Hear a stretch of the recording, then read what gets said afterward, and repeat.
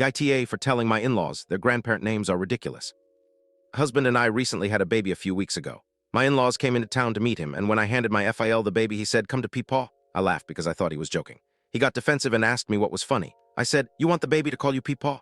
He very seriously told me that he did, and that they wanted to be called Meemaw and Peepaw. And nieces and nephews all call them Mama and Papa, so why do they want my son to call them something different? It would get confusing. I brought this up, and they told me they originally wanted to be Meemaw and Peepaw, but my SIL wouldn't allow it and forced the kids to call them Mama and Papa since they weren't around the kids often. FIL said that they planned to be more involved with my son and would not let it happen again. It was almost threatening how it was said. It annoyed me, and I told them that we prefer to have consistency. My in-laws doubled down that they have two controlling DILs and that I don't want my son to know his culture. My in-laws are very Southern and have thick Southern accents.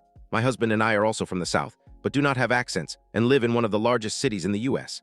I can guarantee my son will get made fun of if he calls his grandparents Meemaw and Peepaw. Told them again that this wasn't the case, and that my son will call them by the names that all his cousins do.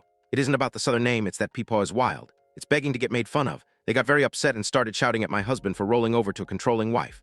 My husband backed me up and said they were being ridiculous.